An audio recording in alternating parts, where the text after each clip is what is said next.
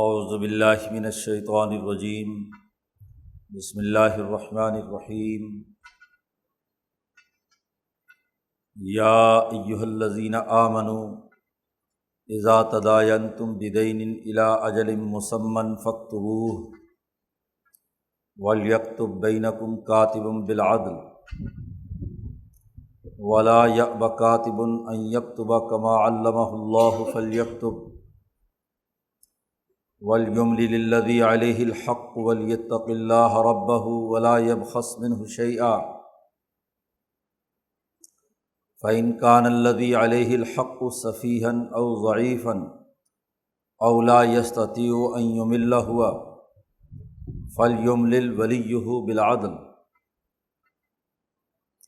وَاسْتَشْهِدُوا شَهِيدَيْنِ مِنْ رِجَالِكُمْ فَإِن لَّمْ يَكُونَا رَجُلَيْنِ فَرَجُلٌ وَامْرَأَتَانِ مِمَّنْ تَرْضَوْنَ مِنَ الشُّهَدَاءِ أَن تَضِلَّ إِحْدَاهُمَا فَتُذَكِّرَ إِحْدَاهُمَا الْأُخْرَى وَلَا يَأْبَ الشُّهَدَاءُ إِذَا مَا دُعُوا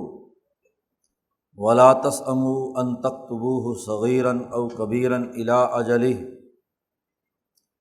ذَلِكُمْ أَقْسَطُ عِندَ اللَّهِ وَأَقْوَمُ لِلشَّهَادَةِ وَأَدْنَىٰ أَلَّا تَرْتَابُوا إِلَّا أَن تَكُونَ تِجَارَةً حَاضِرَةً تُدِيرُونَهَا بَيْنَكُمْ فَلَيْسَ عَلَيْكُمْ جُنَاحٌ أَلَّا تَكْتُبُوهَا وَأَشْهِدُوا إِذَا تَبَايَعْتُمْ وَلَا يُضَارَّ كَاتِبٌ وَلَا شَهِيدٌ وَإِن تَفْعَلُوا فَإِنَّهُ فُسُوقٌ بِكُمْ وَاتَّقُوا اللَّهَ وَيُعَلِّمُكُمُ اللَّهُ وَاللَّهُ بِكُلِّ شَيْءٍ عَلِيمٌ وَإِن كُنتُمْ عَلَىٰ سَفَرٍ وَلَمْ تَجِدُوا كَاتِبًا فَرِهَانٌ مَّقْبُوضَةٌ فَإِنْ أَمِنَ بَعْضُكُمْ بَعْضًا فَلْيُؤَدِّ الَّذِي اؤْتُمِنَ أَمَانَتَهُ وَلْيَتَّقِ اللَّهَ رَبَّهُ وَلَا تَكْتُمُوا الشَّهَادَةَ وَمَن يَكْتُمْهَا فَإِنَّهُ آثِمٌ قَلْبُهُ وَاللَّهُ بِمَا تَعْمَلُونَ عَلِيمٌ صدق اللہ العظیم۔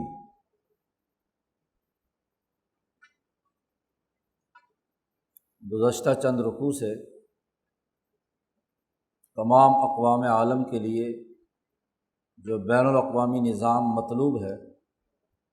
اس کے بنیادی اساسی اصول بیان کیے جا رہے ہیں۔ سب سے پہلے تو اللہ تبارک و تعالیٰ کا تمام اقوام عالم پر جو حکمرانی کا نظام قائم ہے اس کی حقیقت آیت الکرسی میں بیان کی گئی۔ پھر یہ بات واضح کی گئی کہ دین کے عقائد کسی پر مسلط نہیں کیے جائیں گے، لا اکراہ فی الدین، لیکن ساتھ ہی یہ بات بھی واضح کر دی گئی کہ طاغوتی نظام قابل قبول نہیں ہے۔ ومن یکفر بالطاغوت، جو طاغوت کا انکار کرے گا، ظلم کے نظام کو قبول کرنے سے انکار کرے گا اور اللہ پر پختہ دل سے ایمان اور یقین رکھے گا، وہی کامیاب ہے۔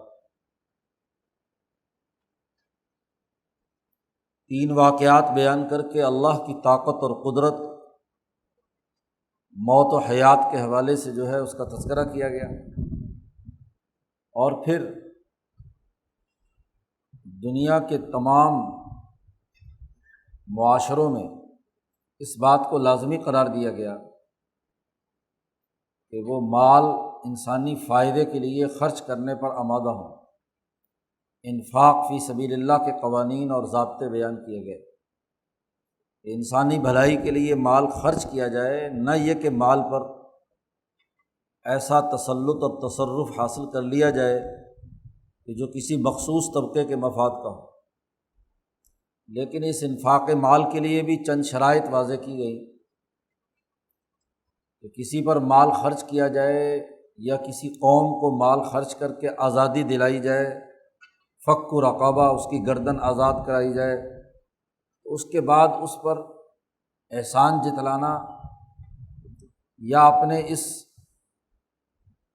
انفاق مال کے بدلے میں اسے اذیت پہنچانا، اس کی سیاسی آزادی سلب کر لینا، اس کی اقتصادی غلامی اس پر مسلط کر دینا، یہ درست نہیں ہے۔ صدقہ و خیرات کے خرچ کرنے کے بعد یہ احسان جتلانا ممکن نہیں ہے، تو ایسا قرض جو لوگوں کو یرغمال بنا لے، ان کی آزادی سلب کر لے، وہ بھی درست نہیں ہے۔ ربا دراصل سود ایسے ہی معاملات سے تعلق رکھتا ہے جس سے قرض دینے والا مقروض سے بغیر کسی عوض کے مال لے کر اس کا مالی استحصال بھی کرتا ہے اور اس کی آزادی اور حریت کو بھی سلب کرتا ہے۔ اس لیے سود خوری کی مذمت پچھلے رکوع میں بیان کر کے واضح اور دو ٹوک حکم دے دیا گیا کہ اگر سودی نظام سے تم باز نہیں آؤ گے تو یہ اللہ اور اس کے رسول کے ساتھ اعلان جنگ ہے۔ وہ طاغوت ہے جو مالیاتی آمریت، ظلم و زیادتی اور سرمایہ پرستی کا ماحول قائم کرتا ہے۔ وہ دراصل اللہ کے اس دین اور نظام کا منکر ہے، اس کا مقابلہ کیا جانا ضروری ہے۔ تو مالی معاملات میں مال کے لیے لازمی اور ضروری قرار دیا گیا کہ وہ انسانی بھلائی اور اجتماعی فلاح و بہبود کے لیے خرچ ہونا چاہیے۔ اس کے راستے کی ایک رکاوٹ سودی نظام تھا، تو اس کی خرابی اور ممانعت پچھلے رکوع میں بیان کی گئی تھی۔ مال کی گردش خاص طور پر بین الاقوامی سطح پر اقوام عالم کے درمیان جو لین دین اور معاملات طے پاتے ہیں، اس کے اصول اور ضابطے کیا ہیں، وہ اس رکوع میں بیان کیا گیا۔ مقامی سطح پر انسان جو خرید و فروخت اور لین دین کرتا ہے تو عام طور پر برادری اور خاندان کی وجہ سے انسان کا ایک دوسرے پر اعتماد ہوتا ہے۔ اس اعتماد کے بل بوتے پر قرض بھی دیا جا سکتا ہے، معاملات بھی طے کیے جا سکتے ہیں، اور اول تو چھوٹی معیشتوں میں تجارت حاضرہ، جسے قرآن حکیم نے کہا ہے دست بدست،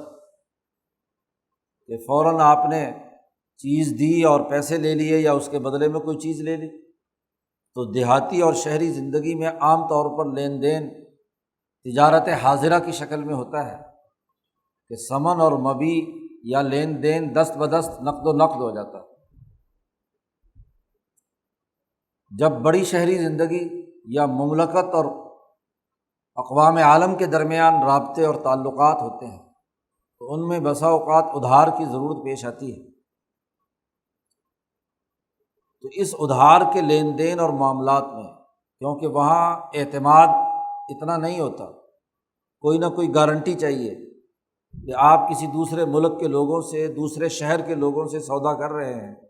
کوئی معاملہ طے کر رہے ہیں، اور خاص طور پر وہ قرض اور ادھار کا معاملہ ہے،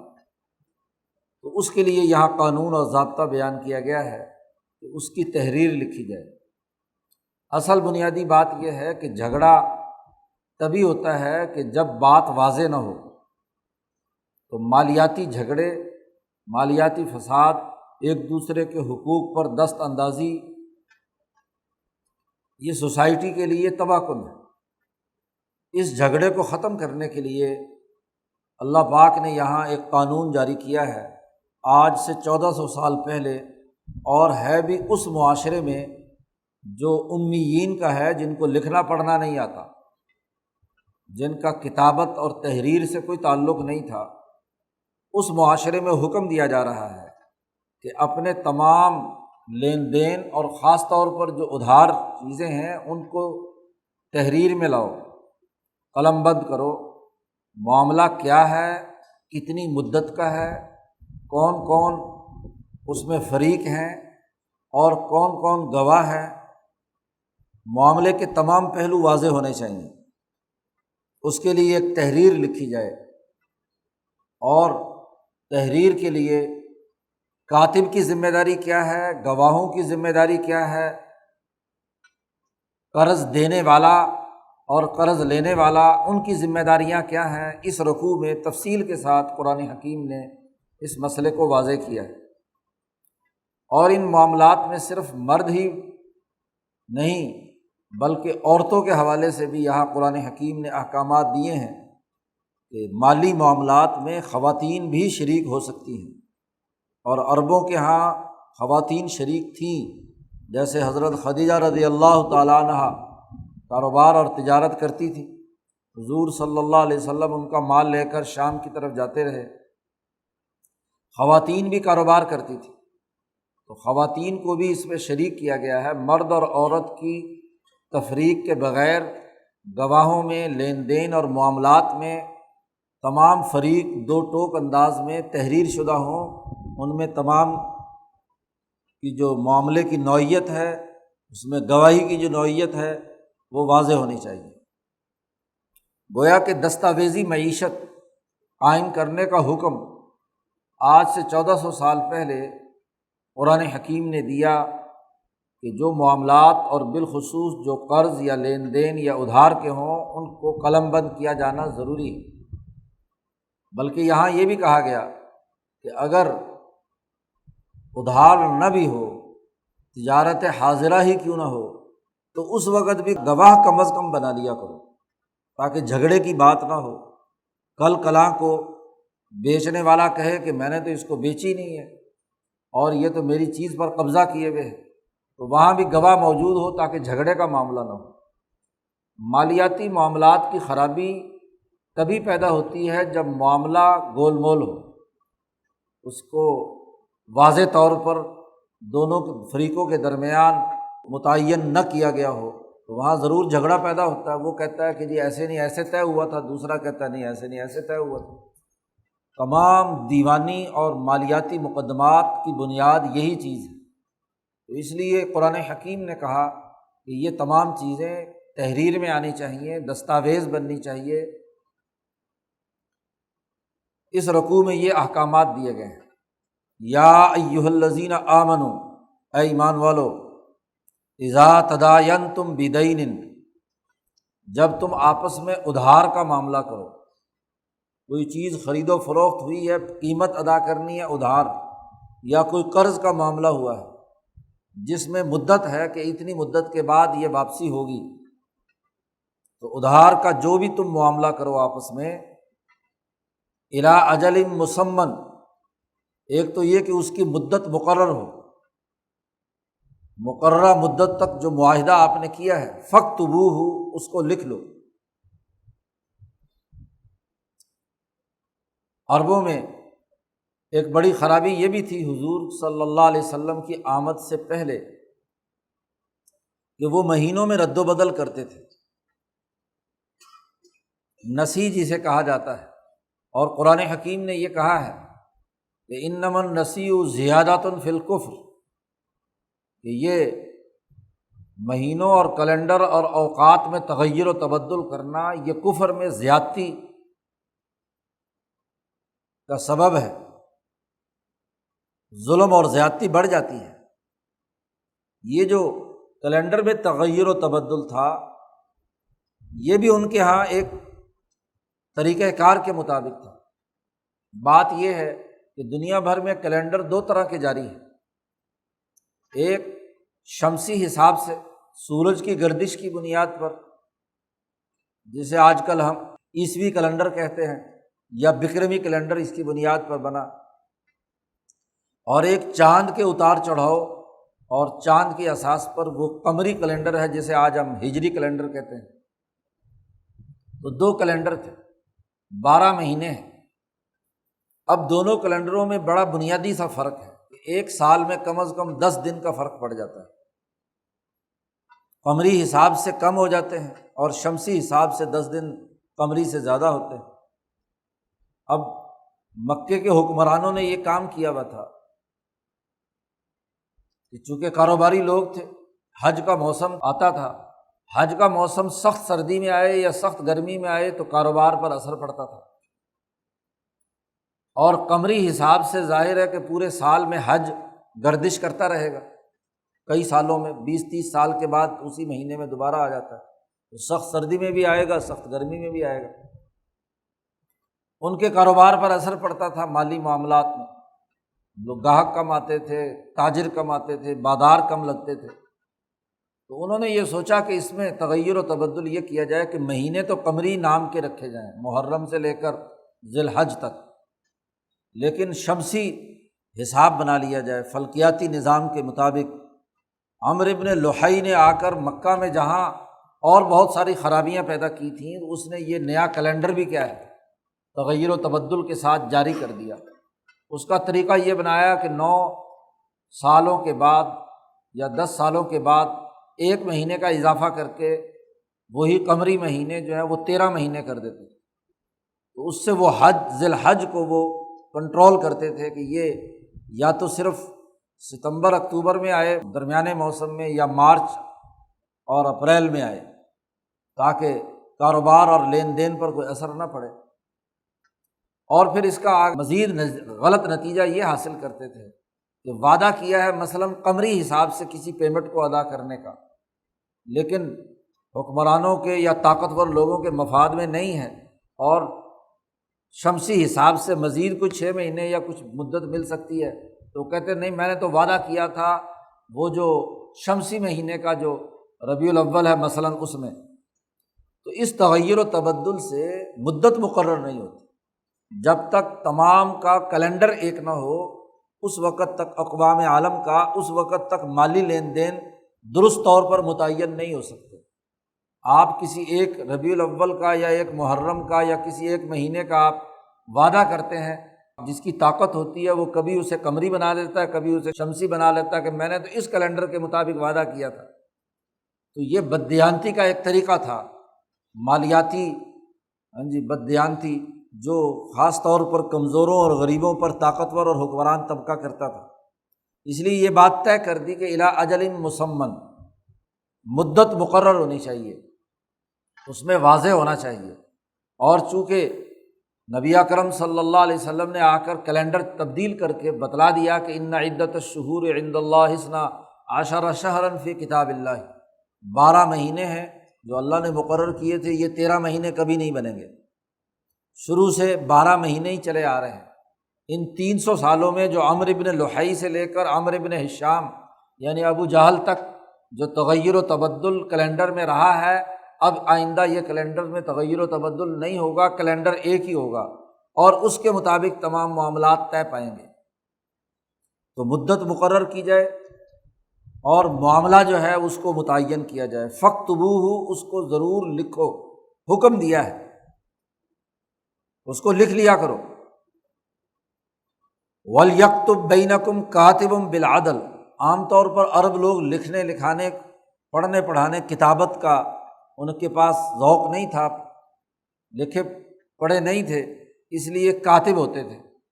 تو اللہ پاک نے یہاں پر کہا وَلْيَكْتُبْ بَيْنَكُمْ، اپنے درمیان جو معاملہ ہے وہ لکھے کاتب عدل و انصاف کے ساتھ،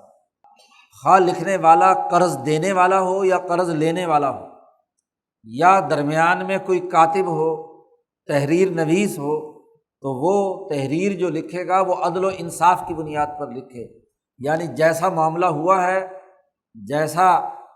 نوعیت اس کی ہے، جتنی مدت کے بعد اس قرض کو لوٹانا ہے یا مالی معاملات کو طے کرنا ہے، تو وہ عدل و انصاف کے ساتھ تحریر کیے جائیں، اس میں بددیانتی لکھنے والا مت کرے۔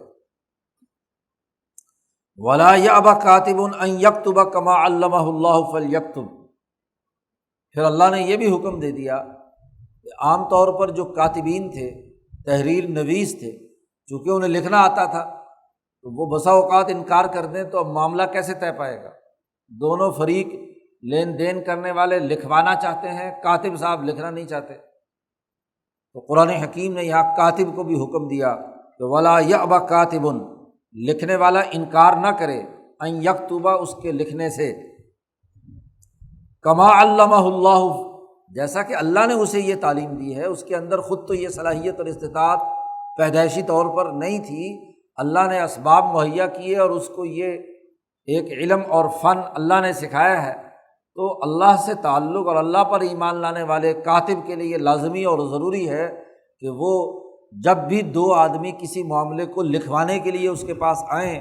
تو وہ انکار نہ کرے اور اسے لکھ کر دے۔ کاتب لکھنے کے لیے تیار ہو گیا تو اب لکھوائے گا کون؟ قرآن حکیم نے اس کو بھی واضح یہاں متعین کر دیا کہ جس پر حق ہے، جس نے قرضہ ادا کرنا ہے۔ قرض لینے والا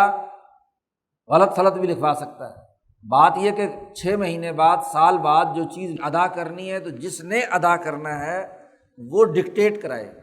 وہ املا کرائے، ولیملل، اور املا کرائے، بتلاتا جائے، الذی علیہ الحق، جس پر حق ہے، جس نے قرضہ ادا کرنا ہے وہ کاتب کو ڈکٹیٹ کرائے گا کہ بھئی یہ معاملہ ہمارا طے ہوا ہے اور اس مدت میں اسے رقم واپس کروں گا۔ وَلْيَتَّقِ اللَّهَ رَبَّهُ، لیکن اسی کے ساتھ ساتھ وہ لکھوانے والا اور لکھنے والا دونوں اللہ سے ڈریں، جو ان کا رب ہے اس کی ربوبیت کے تقاضے سے ہی تمہارے اندر یہ صلاحیت اور استعداد، یہ معاملات کو بہتر کرنے کا سلیقہ پیدا ہوا ہے، اس لیے اللہ سے ڈرو، معاملہ ٹھیک ٹھیک لکھواؤ،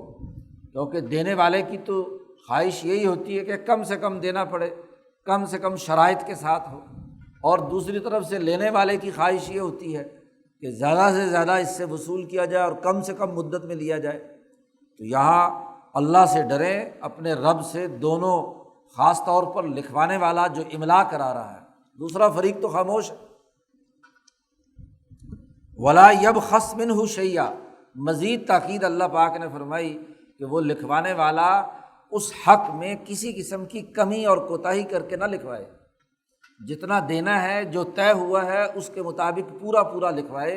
اس میں کوئی کوتاہی نہیں ہونی چاہیے۔ پھر ممکنہ شکل یہ ہو سکتی تھی کہ جس نے قرض لیا ہے وہ بیچارہ کمزور ہے، کوئی بے وقوف ہے یا بچہ ہے یا اتنا بوڑھا ہو چکا ہے، اس کی ضرورت تھی قرض لینے کی، تو اب اس کو اتنی سینس نہیں ہے کہ وہ صحیح تحریر لکھوا سکے یا لکھ سکے، تو قرآن حکیم نے اس کی وضاحت بھی کر دی۔ فَإِنْ كَانَ الَّذِي عَلَيْهِ الْحَقُّ سَفِيهًا، اگر وہ آدمی جس پر حق ہے، جس نے قرضہ لیا ہے، وہ اگر بے عقل ہے، بے وقوف ہے، بچہ یا بوڑھا نہیں، جوان ہے لیکن اس کی عقل صحیح نہیں ہے،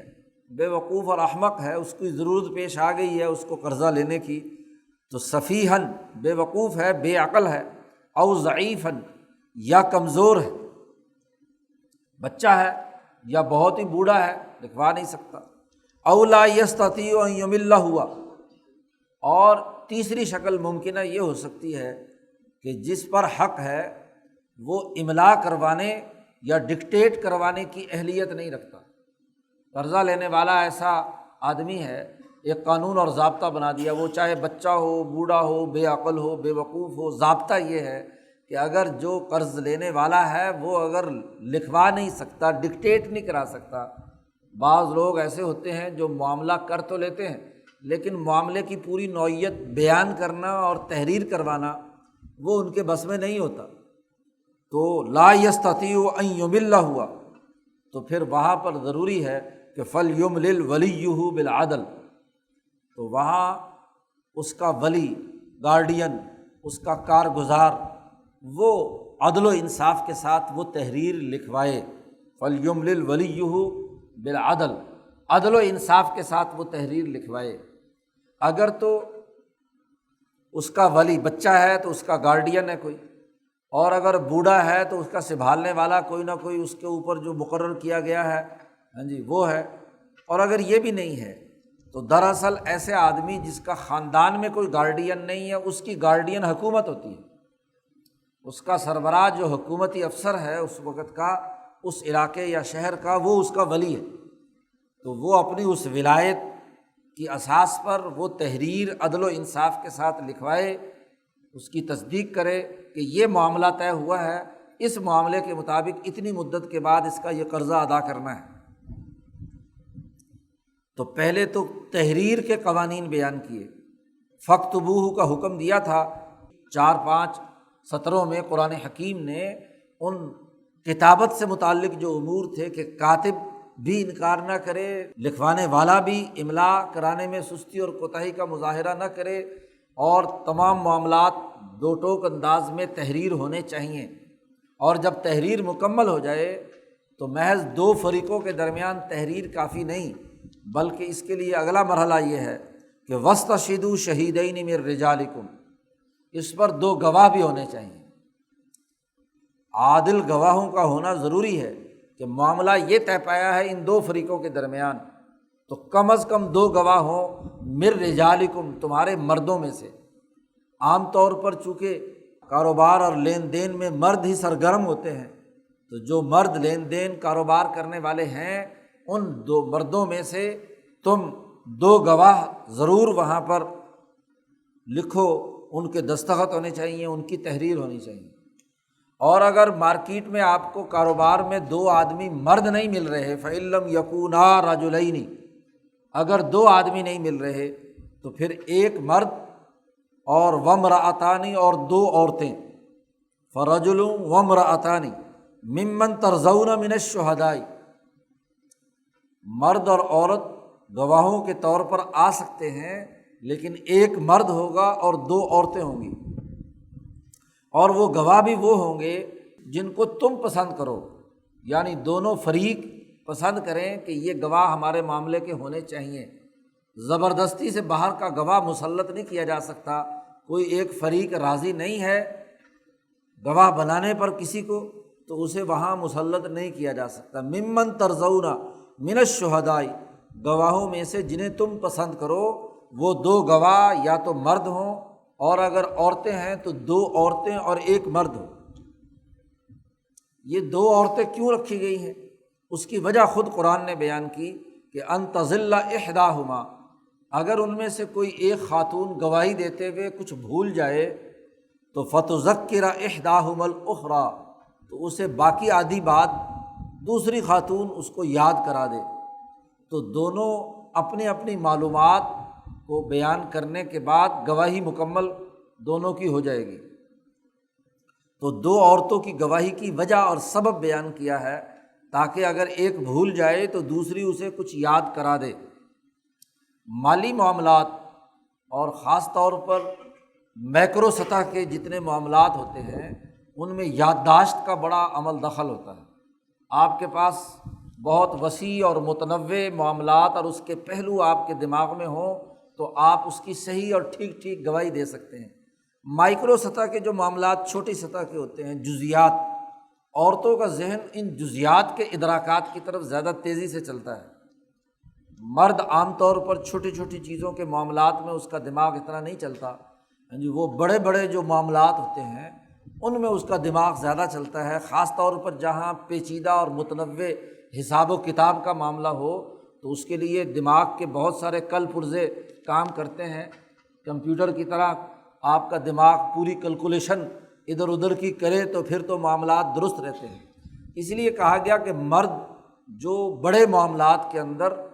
زیادہ تیزی سے ان کا دماغ چلتا ہے، ان کے وہ گواہ ہوں تو پھر دو مرد کافی ہیں۔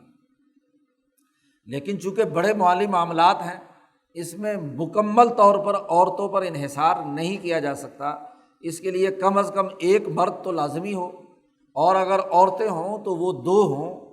کیوں کہ بڑے معاملات میں دو عورتیں مل کر ایک معاملہ کر سکتے ہیں۔ یہاں یہ جو پراپگنڈا کیا جاتا ہے آج کل کہ جی آدھی گواہی بنا دی عورتوں کی قرآن پاک نے، اور جناب عورتوں کو مردوں سے نصف بنا دیا۔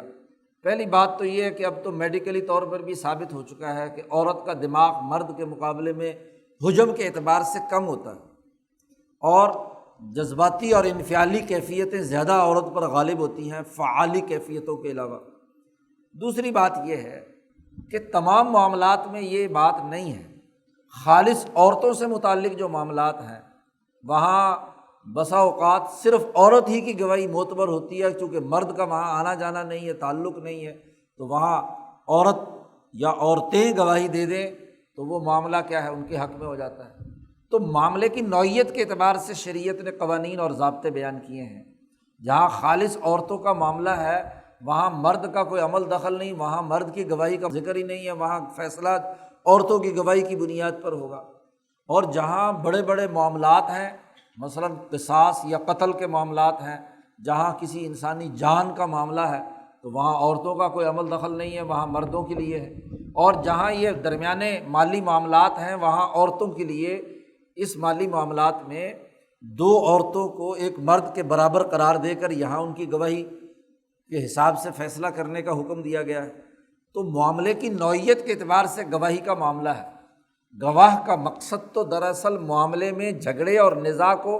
روکنا ہے۔ جھگڑا اور نزاع روکنے کے لیے آپ کے پاس جو گواہی ہو وہ اتھینٹک ہو، پورے عدل و انصاف کے ساتھ، پوری سمجھداری کے ساتھ گواہی دی جائے، تو پھر معاملہ کا صحیح فیصلہ کیا جا سکتا ہے۔ جہاں شک پڑ گیا، جہاں کوئی بھول چوک ہو گئی اور بھول چوک کی بنیاد پر آپ جھگڑے نمٹائیں گے تو اس سے تو معاملات مزید پیچیدہ ہو جائیں گے۔ گواہ ضرور بنائے جائیں، کم از کم دو گواہ۔ جیسے کاتب کے بارے میں حکم دیا تھا کاتب کو کہ وہ لکھنے سے انکار نہیں کرے گا، یہاں گواہوں سے بھی یہ کہا جا رہا ہے وَلَا يَأْبَ الشُّهَدَاءُ إِذَا مَا دُعُوا، جب گواہوں کو بلایا جائے گواہی ڈالنے کے لیے یا گواہی دینے کے لیے، دونوں شکلیں ہیں۔ آپ نے دستاویز لکھ لی اور آپ کسی گواہ پر اعتماد کر رہے ہیں اور اس کو بلا کر کہتے ہیں کہ بھائی اس پہ اپنی گواہی ڈالو، دستخط کرو، تو گواہی ڈالنے کے لیے بھی اگر بلایا جائے دعو تو لا یأبش، اس کا انکار نہ کریں، اور اگر گواہی دینے کا وقت آیا ہے تو وہاں بھی انکار نہ کریں۔ جب قاضی کی عدالت میں یا کسی معاملہ کہیں پہنچا ہے تو وہاں وہ گواہ گواہی دینے کے لیے تیار ہو۔ لا یأبی الشہداء اذا ما دعوا، تحریر ضروری ہے، معاملے کی نوعیت صحیح اور ٹھیک لکھنا ضروری ہے، اس پر گواہ ہونا ضروری ہے۔ پھر قرآن حکیم نے کہا کہ دیکھو یہ ادھار کا لین دین تھوڑا ہو یا زیادہ ہو، لا تسأموا ان تکتبوہ، اکتاہٹ کا اظہار نہ کرو لکھنے سے۔ بسا اوقات آدمی کہتا ہے کوئی نہیں یار لکھ لیں گے، ہاں جی جلدی معاملہ طے ہو اور بس فارغ ہوں، تو کوئی بات نہیں، آج لکھتے ہیں، کل لکھتے ہیں، پرسوں لکھتے ہیں۔ تو اکتاہٹ کا اظہار، سستی اور کاہلی نہ کرو لکھنے کے معاملے میں، بس جیسے معاملہ طے ہوا ہے، جیسے ڈن ہوا ہے، اس کے مطابق تحریر میں فوری طور پر لے آؤ۔ اس میں سستی اور کوتاہی کرنا وہ معاملے کو بگاڑنے کا سبب بن جاتا ہے۔ اب مجلس میں معاملہ بات طے ہو گئی ہے تو وہیں تحریر لکھی جائے، وہیں پر گواہ ہو جائیں، وہیں پر معاملہ، ورنہ تو ہوگا یہ کہ کل کو کسی ایک فریق کی رائے بدل گئی، پرسوں کو کسی اور کی رائے بدل گئی، تو یہ سستی اور کاہلی اس دستاویزی نظام کے لیے سب سے زیادہ خرابی کا باعث ہے۔ ولا تسأموا، کاہلی اور سستی یا اکتاہٹ کا اظہار نہ کرو، ان تکتبوہ صغیرا او کبیرا، چھوٹا معاملہ ہو یا بڑا ہو، الی اجلہ، اس کی مدت تک، ہاں جی جو مدت مقرر ہوئی ہے ادھار لین دین کی، اس کو فوری طور پر لکھو۔ قرآن حکیم نے یہ قانون اور ضابطہ بیان کرنے کے بعد کہا ذالکم اقسط عند اللہ، اس تحریر لکھنے میں ہی اللہ کے نزدیک پورا انصاف ہے، کیونکہ تحریر سے معاملات بالکل واضح ہو گئے اور لکھنے والا معاملے کی تمام شقیں طے کر کے کہ دینے والے کے کیا حقوق ہیں اور لینے والے کے کیا حقوق ہیں، کن شرائط کے تحت یہ معاہدہ طے پایا ہے، اللہ کے نزدیک اقسط، زیادہ انصاف والا معاملہ ہے۔ وَأَقْوَمُ لِلشَّهَادَةِ، اور گواہی کو بھی درست رکھنے کے معاملے میں یہ تحریر بنیادی کردار ادا کرتی ہے کہ گواہوں نے جب وہ تحریر پڑھ لی تو ان کو وہ معاملہ بھی اچھی طریقے سے یاد آ جائے گا، تو صحیح اور درست گواہی دینے کے معاملے میں بھی وہ کیا ہے، زیادہ بہتر بات ہے کہ یہ تحریر لکھی جائے۔ 3 فائدے بیان کیے ہیں۔ پہلی بات یہ کہ اللہ کے ہاں یہ سب سے زیادہ انصاف کا معاملہ ہے، دوسرا یہ کہ گواہی دینے میں یہ سب سے درست ہے، اور وَأَدْنَىٰ أَلَّا تَرْتَابُوا، اور یہ اس بات کے بھی قریب تر ہے کہ تم شک میں مبتلا نہ ہو، کسی بھی معاملے میں شک و شبہ پیدا ہو جائے، ہاں جی کہ پتہ نہیں یہ طے ہوا تھا یا یہ طے ہوا تھا، تو اسی سے تو جھگڑا پڑتا ہے، تو شبہات کی بنیاد پر ہی ہر فریق دعوے دار بن جاتا ہے، تو یہ شکوک و شبہات ختم کرنے میں بھی سب سے زیادہ قریب تر ہے یہ تحریر، تو یہ تحریر لکھا جانا ضروری ہے۔ الا ان تکون تجارتا حاضرتا، ہاں استثناء تب ہے کہ اگر کاروبار اور تجارت حاضرہ ہو، لین دین ہاتھوں ہاتھ ہو، فوری طور پر دست بدست ہو، تدیرونہا بینکم، جو تجارت تمہارے درمیان گردش کر رہی ہے، لین دین کر رہے ہو، نقد و نقد معاملہ ہو گیا، آپ نے چیز دی اور اس دوسرے سے چیز لی یا پیسے لیے، فارغ ہو گئے، تو فلیس علیکم جناح اللہ تکتبوہا، پھر تم پر کوئی حرج نہیں ہے کہ تم اسے نہ لکھو۔ پھر لکھنا اتنا ضروری اور لازمی نہیں ہے، لیکن یہ بات یاد رکھیے، یہاں بڑی غفلت کا مظاہرہ جو ہو جاتا ہے وہ یہ کہ اگر اس تجارت حاضرہ پر آپ جس ریاست میں رہ رہے ہیں اور اس ریاست میں آپ نے سال گزرنے کے بعد کوئی چیز ادا کرنی ہے، تجارت کا حساب کتاب کہیں پیش کرنا ہے، اس پر کوئی ٹیکسیشن کا نظام ہے، تو دراصل وہاں بھی ادھار کا عمل دخل کسی نہ کسی درجے میں ہو گیا کہ آپ نے اتنی سیل کی ہے تو اس سیل پر اتنا مثلاً ٹیکس ادا کرنا ہے سال کے بعد، تو تب بھی لکھنا لازمی ہو گیا۔ یعنی دستاویزی معیشت، ڈاکومنٹیشن اس کی کرنا یہ لازمی ان تمام ممالک میں لازمی ہے جہاں ٹیکس کا نظام موجود ہے، کیونکہ ادھار کا معاملہ ہے، کیونکہ سال بعد آپ کی پوری سیل پرچیز جو بھی ہے وہ آپ کی سامنے آنی ہے، اور آپ نے ریاست کا حلف اٹھا کر یہ وعدہ کیا ہے کہ سال کے بعد اتنی جو بھی کچھ ہوگی اس کا میں اتنے فیصد ادا کروں گا، تو یہ بھی تو ادھار ہے نا، یہ بھی تو لین دین ہے نا۔ ہر چیز کے لین دین پر فوری طور پر تو ٹیکس گورنمنٹ کو ادا نہیں کیا جاتا، تو یہ بھی ادھار ہے۔ جب یہ ادھار ہے تو اس کو تحریر میں لانا بھی لازمی اور ضروری ہے۔ یہ نہ ہو کہ ووچر تو 10 روپے کا ہو اور لکھا جائے 2 روپے، جیسا کہ آج کل ہو رہا ہے فراڈ، کہ جی کاروبار کریں گے کروڑوں کا اور تحریر دیں گے اور وہاں جو حساب کتاب پیش کریں گے وہ کیا ہوگا، کم۔ یا ٹیکس کا محکمے کا افراد جو ہیں وہ ایک آدمی ٹیکس ادا کر چکا ہے پھر بھی اس کو ٹیکس کا نوٹس جاری کرتے ہیں، اس کو مزید اس سے پیسے نکالنے کے لیے، رشوت اور خرابی پیدا کرنے کے لیے۔ تو ان تمام جھگڑوں کا صحیح راستہ یہ ہے کہ دستاویزی معیشت ہو پوری کی پوری، وہ ہر ایک کے سامنے ہو حساب کتاب، کہ اتنی سیل ہوئی، اتنی پرچیز ہوئی، اتنا معاملہ ہوا، یہ معاملات طے پائے ہیں اور اس پر اتنا ٹیکس بنتا ہے اور وہ ٹیکس درست طریقے سے ادا کیا جائے۔ تو دستاویزی معیشت کا پوری سوسائٹی میں ہونا یہ دراصل پورے مالیاتی نظام کو ڈسپلن میں لانے والا ہے۔ عمر فاروق رضی اللہ تعالیٰ عنہ نے اسی لیے دیوانی نظام، دیوان دفتر بنایا، رجسٹریشن شروع ہوئی، افراد کی بھی، اشیاء کی بھی، مال کی، لین دین کی بھی، تمام معاملات کو رجسٹرڈ کرنے کا سب سے پہلا ضابطہ اور طریقہ کار بین الاقوامی سطح پر قرآن حکیم نے جاری کیا۔ دنیا کے کسی معاشرے میں یہ بات نہیں تھی، اور اندازہ لگائیے کہ اس معاشرے میں کیا کہ جس معاشرے میں لکھنا پڑھنا لوگ نہیں جانتے تھے۔ تو اس کا مطلب یہ ہے کہ لکھنا اور تحریر کرنا یہ بڑا بنیادی کام ہے۔ مولانا عبید اللہ سندھی فرماتے ہیں کہ جن جن معاشروں میں تحریر لکھنے کا رواج رہا ہے وہاں جھگڑے کم سے کم ہیں۔ اس لیے جو مہذب اقوام تحریری اور دستاویزی نظام جاری رکھتے ہیں، مولانا سندھی نے کہا کہ ہندوستان میں صدیوں سے معاملات اور لین دین، خاص طور پر مالی معاملات، اس کے لیے روکڑ لکھے جاتے تھے۔ حساب کتاب لکھنے کا، ریاضی کا چونکہ چال چلن بھی ہندوستان سے ہی دنیا بھر میں پھیلا ہے، تو یہاں کے مالی معاملات کی سب سے بڑی خصوصیت یہ رہی ہے کہ یہاں ہر چیز تحریر کی جاتی رہی ہے۔ وہ جو لکھنے والے ہوتے تھے، کاتب ہوتے تھے، خاص طور پر ایک مخصوص طبقہ اس کے لیے مقرر کیا ہوا تھا، نسب بھی لکھتے تھے، حسب بھی لکھتے تھے، مالی معاملات بھی لکھتے تھے۔ ہر بنیا جو ہے اس کے پاس ایک روکڑ ہونا ضروری تھا۔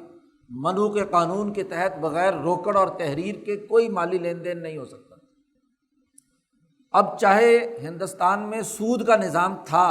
تو سود کی بھی مکمل ادائیگی یا لین دین اس روکڑ کے حساب سے ہوتی تھی کہ اتنا قرضہ لیا ہے، اس پر اتنا سود بنا ہے، اور یہ سود اور یہ قرضہ ملا کر اتنی رقم تمہارے ذمہ واجب الادا ہے۔ تحریر کا نظام موجود تھا، اور پھر تحریریں پڑھنے، گواہی دینے، کتابت کا انداز و اسلوب یہاں رہا، اور وہ ایک مخصوص طبقے کے پاس تھا، اس کی اجارہ داری تھی بنیے کی۔ لیکن قرآن نے کہا تمام معاشروں کے اندر تمام اقوام کے لیے لازمی اور ضروری ہے کہ اتنا لکھت پڑھت اور اتنا حساب کتاب پورے معاشرے کے اندر رائج رہنا چاہیے، لیکن سود کی ممانعت کر دی، سود کی مذمت پیچھے کر دی، اتنا ہی لینا ہے جتنا دیا ہے، اس سے کمی زیادتی عدل و انصاف سے ہٹ کر ظلم کی بنیاد پر نہیں ہو سکتی۔ وَأَشْهِدُوا إِذَا تَبَايَعْتُمْ، حتیٰ کہ جو نقد و نقد لین دین ہوا ہے، تجارت حاضرہ ہوئی ہے، اس میں بھی اگرچہ لکھنا لازمی اور ضروری نہیں ہے، لیکن اشہدوا، وہاں بھی گواہ بنا لو، اذا تبایعتم، جب تم خرید و فروخت کرو۔ بسا اوقات بیچنے والے نے چیز بیچ دی اور دوسرے نے خرید لی، اب اگر دونوں کے درمیان ہی صرف معاملہ ہے، کل کلاں کو کسی مجمع میں بیچنے والا کہے کہ جی میں نے تو بیچی نہیں، اس نے تو چوری کی ہے، میری یہ فلاں چیز ہے، میری واپس کرے، تو وہاں کم از کم دو گواہ موجود ہوں کہ بھائی ان گواہوں کی موجودگی میں ہمارا سودا ہوا تھا، میں نے یہ خریدی ہے اور اس کو اس کے بدلے میں پیسے دیے ہیں۔ تو اشہدوا اذا تبایعتم۔ اب اس تمام معاملے میں، لین دین میں، دو آدمیوں کا بڑا بنیادی کردار ہے، ایک لکھنے والا تحریر نویس اور دوسرا گواہ، ان دو کا بڑا بنیادی کردار ہے۔ تو اس لیے قرآن حکیم نے یہاں کہا ولا یضار کاتب ولا شہید، کوئی تحریر کرنے والا کسی فریق کا کوئی نقصان نہ کرے، اور جو گواہی دینے والا ہے وہ بھی کسی کی گواہی دینے میں کسی کا نقصان نہ کرے۔ تو جو دو صاحب معاملہ ہیں اور دو ہی اس کے اندر، ایک لکھنے والا اور ایک گواہ ہے، چار آدمی ہیں، تو جو صاحب معاملہ ہیں وہ تو ہیں ہی صاحب معاملہ، لیکن باقی جو لوگ دو ہیں ان میں سے کوئی بھی کسی ایک فریق کے حق میں ظلم اور زیادتی نہ کرے، نقصان نہ پہنچائے۔ اور یاد رکھو وَإِن تَفْعَلُوا، اگر تم غلط تحریر لکھو گے یا غلط طور پر گواہی دو گے تو فَإِنَّهُ فُسُوقٌ بِكُمْ، تو پھر تمہاری یہ گناہ کی بات ہے، تم نے ڈسپلن توڑا ہے، فسق و فجور میں مبتلا ہو، معاملات کو خراب کرنے والے ہو، جھگڑا پیدا کرنے والے ہو۔ کاتب صاحب کچھ سے کچھ اس کا مطلب نکالیں، عبارت اور تحریر ایسی گول مول بنائیں کہ جس میں دونوں مطلب نکل سکتے ہوں، گواہ صاحب جو ہیں وہ اس کے اندر کوئی اور اسی طرح کی مین میخ نکالیں، تو یہ خرابی پیدا کرنا، معاملے کو جھگڑے کی طرف لے جانا ہے، تو گویا کہ سوسائٹی کے ڈسپلن کو توڑنا ہے۔ معاملہ اور معاہدہ تو اس لیے لکھا گیا تھا کہ اس کے ذریعے سے جھگڑا نہ ہو اور بات صاف شفاف مالیاتی نظم و نسق قائم ہو، اور اگر جھگڑا پھر بھی موجود ہے تو اس کا مطلب یہ کہ سوسائٹی کو توڑنا چاہتے ہیں، وہ انسانیت دشمن لوگ ہیں۔ فسوق بکم، اس لیے کہا واتقوا اللہ، اللہ سے ڈرو، تقوی اختیار کرو۔ وَيُعَلِّمُكُمُ اللَّهُ، اور اللہ نے تم کو سکھلایا ہے، تم یہ بات نہیں جانتے تھے، تمہارے معاشرے میں یہ تحریر اور کتابت کا معاملہ نہیں تھا، اس لیے بہت زیادہ جھگڑے ہوتے تھے، اللہ نے تمہیں تعلیم دی ہے۔ اور علم انسانی فائدے کے لیے ہوتا ہے، علم کسی کو نقصان پہنچانے کے لیے نہیں ہوتا۔ علم نافع ہو، سوسائٹی کے فائدے کے لیے ہو تو نتیجہ خیز ہوتا ہے، اور اگر علم نافع نہ ہو تو وہ نقصان کا باعث بنتا ہے۔ واللہ بکل شیء علیم، اور اللہ پاک ہر چیز کو جانتا ہے، ہر چیز اس کے علم میں ہے کہ کس کاتب نے کہاں تحریر کرتے وقت ڈنڈی ماری ہے، اور خاص طور پر جب لکھوانے والے اور لکھنے والے جو دونوں صاحب معاملہ ان پڑھ ہوں، ان کو کتابت نہ آتی ہو، تو اب سارا دار و مدار تو کس پر ہے؟ کاتب پر ہے کہ اس نے تحریر کیا لکھی ہے۔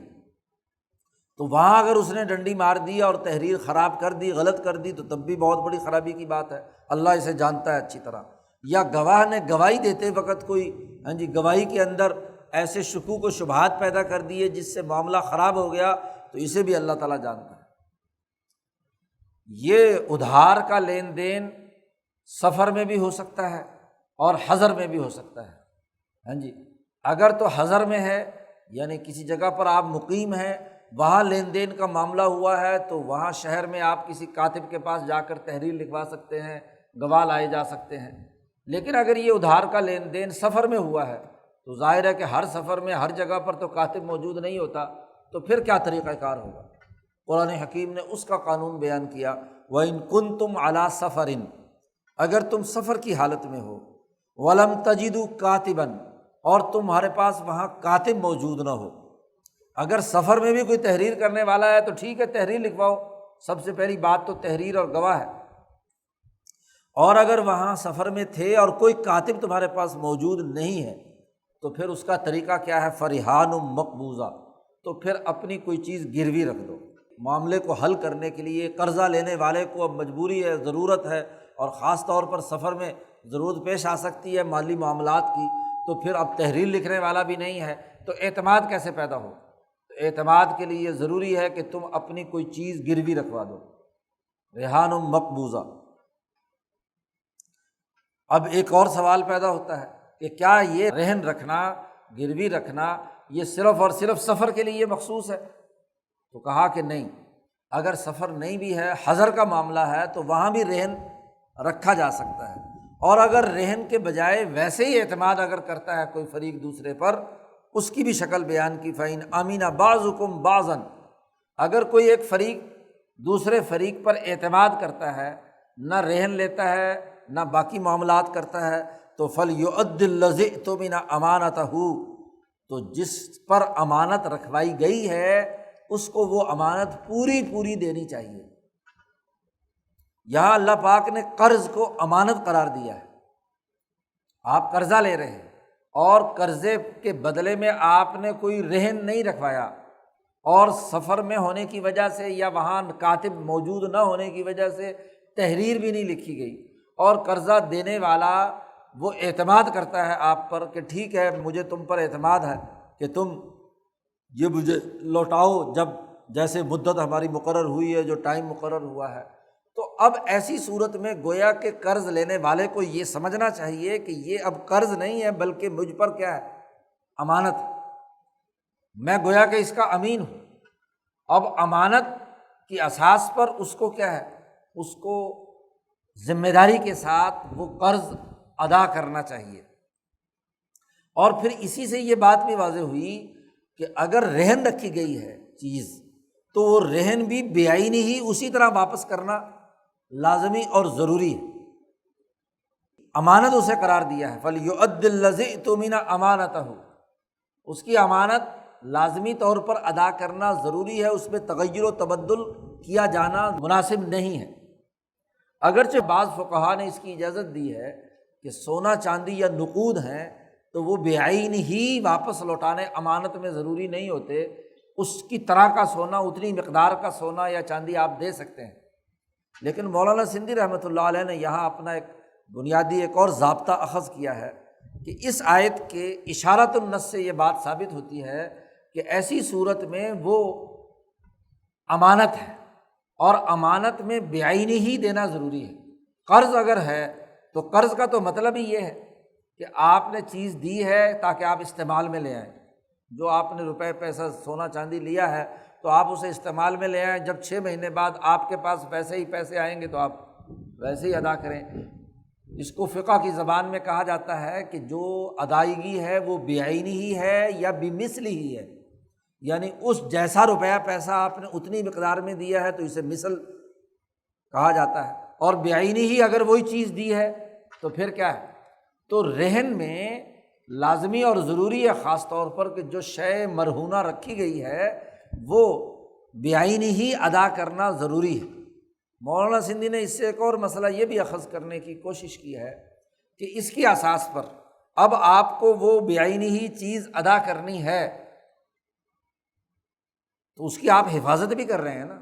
جب حفاظت کر رہے ہیں تو اس حفاظت کا بھی کوئی سروس چارجز ہونے چاہیے کہ نہیں؟ اگر سروس چارجز نہ ہوں تو پھر کیا ہو؟ اس کے ذمے امانت قرار دے کر بے عینی ہی ادا کرنے کی ذمہ داری ہو، چوکیدار اسے بنایا جائے اور اس چوکیداری کے کوئی پیسے نہ دیے جائے۔ مولانا سندھی کہتے ہیں کہ اگر اس چیز کو پیش نظر رکھا جائے تو اس سے اس دور کے بہت سارے مالیاتی مسائل حل ہو سکتے ہیں جی، خاص طور پر بینکوں کے اور مالیاتی لین دین کے معاملات۔ تو مولانا سندھی نے کہا کہ فقہا کو اس پر غور و فکر کرنا چاہیے کہ اس تناظر میں اگر مالیاتی آج کے معاملات حل ہوتے ہیں تو اس طریقے سے اس سے استنباط کر کے اس مسئلے کی بنیاد پر کوئی مالیاتی نظام تشکیل دیا جا سکتا ہے۔ وَلْيَتَّقِ اللَّهَ رَبَّهُ، اور اس امانت کی ادائیگی میں، اس رہن کی ادائیگی میں اللہ سے جو اس کا پروردگار ہے اس سے ڈرتا رہے۔ اس پورے معاملے میں گواہ کا بڑا بنیادی کردار ہے۔ تحریر نویس تو کہہ سکتا ہے کہ مجھے جیسے لکھوایا تھا میں نے ویسے لکھ دیا، مجھے نہیں معلوم کہ کیا اور کیا نہیں، لیکن گواہ جو ہے اس کی گواہی بڑی اہمیت رکھتی ہے، خاص طور پر جب جھگڑا پیدا ہو جائے تو وہاں قرآن حکیم نے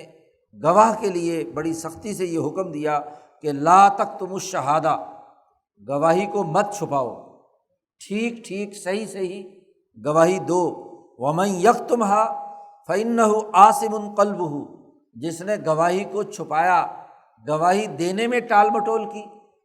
قاضی کی عدالت میں نہیں پہنچا، وہاں جا کر معاملہ واضح نہیں کیا، یا کوئی جرگہ یا پنچایت ہے وہاں آ کر اس نے گواہی نہیں دی، یا گواہی تو دے رہا ہے لیکن گواہی میں ایسی ڈنڈی مار رہا ہے جس سے اس کا حق خراب ہو رہا ہے، تو جس نے بھی گواہی کو چھپایا اور اس میں خرابی پیدا کی فإنہ آثم قلبہ،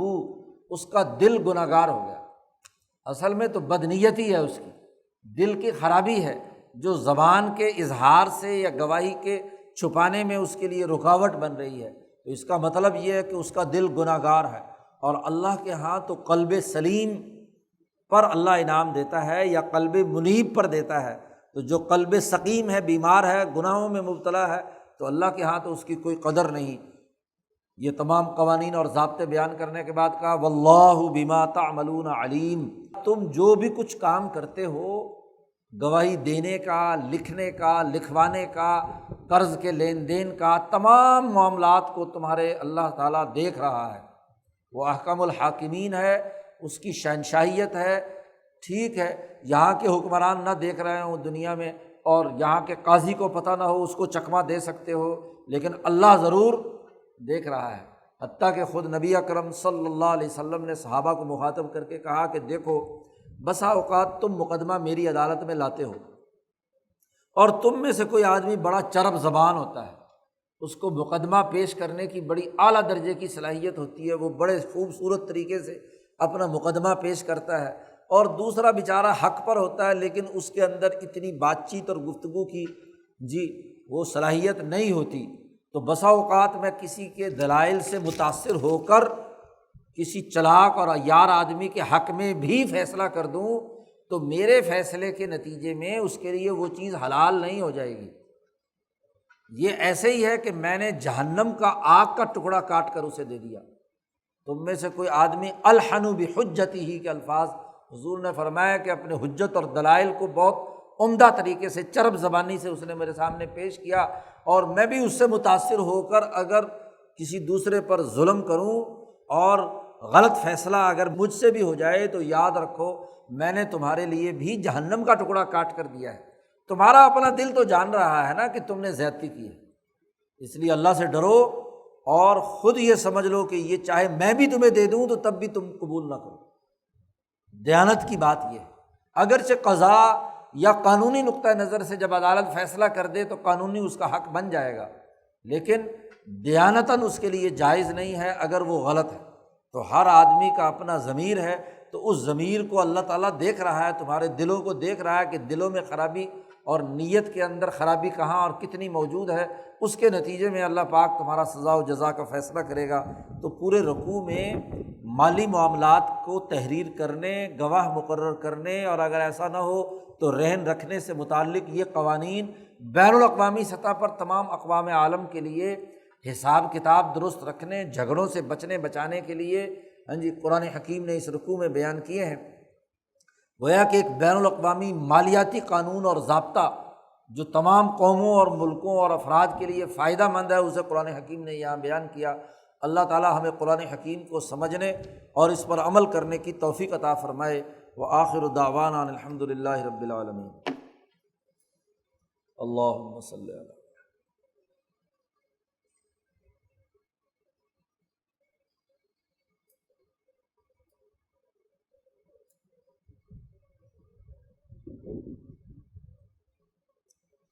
اجمعین۔